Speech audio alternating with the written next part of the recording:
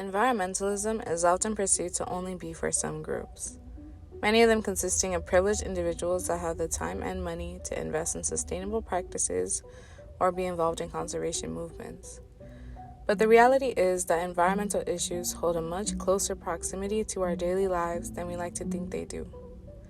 Pollution, global warming, and emissions from factories have become the forefront of the problems many environmental movements seek to solve. However, social problems raised by traditional environmentalists disproportionately burden communities of color through what has been termed environmental racism. The consistent othering by Western institutions on the global South has been increasingly concerning as the institution of maquiladoras and other business endeavors endangers many of the native communities residing in these areas by exposing them to hazardous materials and polluting many bodies of water in their vicinity. Overall, the green movement takes on many different masks as it is perceived and implemented into different societies around the world. In reality, accessibility to resources in order to maintain a majority of natural reserves and other steps to sustainability and conservation is essential in many non-Western countries.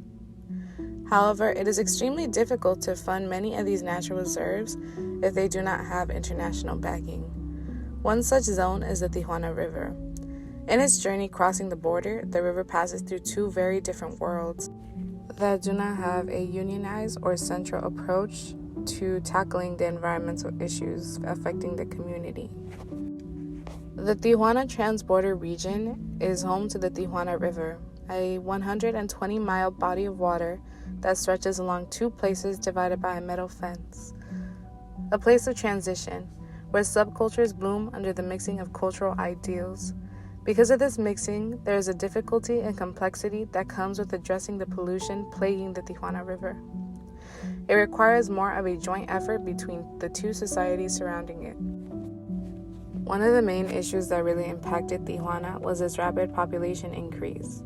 With the help of the NAFTA agreement, which resulted in the construction of many factories, often referred to as maquiladoras, that were incentivized by the cheap labor and disregard for enforcing proper guidelines in discarding waste. Despite the implementation of labor and the exportation of goods, there has been no economic progress made in the area. Dr. Alberto Pombo Lopez details this increased growth/development as la rápida urbanización que tuvo lugar en las áreas fronterizas como consecuencia de la concentración de las industrias maquiladoras ha sobrepasado la capacidad de la infraestructura, tanto pública como privada, de las ciudades y en algunos casos ha sido la causa de un trágico deterioro de las condiciones de la vida. As of this current year, there are roughly 270,000 maquiladora employees in Tijuana. Maquiladora operations account for about 70 million square feet of industrial space. And in an economic indicator review done by the Hunt Institute, the average monthly wage of a maquiladora worker in the year 2020 was calculated to be about $612 a month, which comes down to about $20 a day and $2 an hour.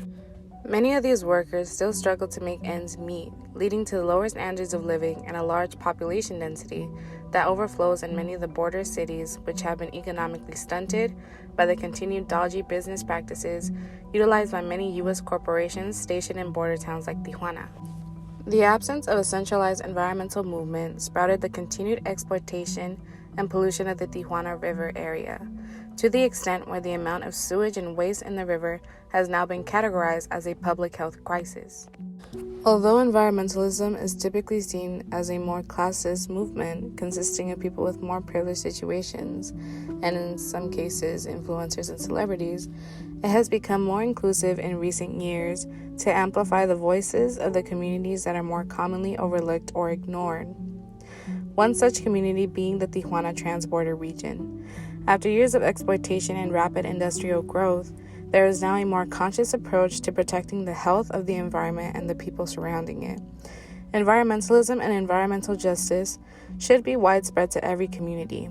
Their issues should be perceived with the same amount of concern as seen in the pollution of the Tijuana River, where after being neglected and overlooked for so long has transformed into a public health crisis that not only threatens the organisms in the ecosystem, but the communities living in proximity to it. It is crucial to understand that environmentalism has systemically benefited the upper echelons of our society and is often forgotten when marginalized communities are being affected by environmental issues. As stated before, one of the key ways to tackling a border region is the support of both sides coming in to tackle the issue at hand. The transition zone can be considered a place where collaboration and a collective voice can be the driving force to go against the pollution affecting the communities there. Currently, in the past year, the United States Environmental Protection Agency, or the EPA, has announced a more collaborative approach to mitigate the amount of pollution experienced by cities surrounding the Tijuana River. The recognition of a TransBorder approach has allowed the EPA to work together with CONAGUA, an organization that is to provide its support for the completion of sanitation projects on the Mexican side that contribute to the fulfillment of that objective, which was said by Dr. Humberto Marengo Mogollon, who is the head of the General Technical Subdirectorate of CONAGUA.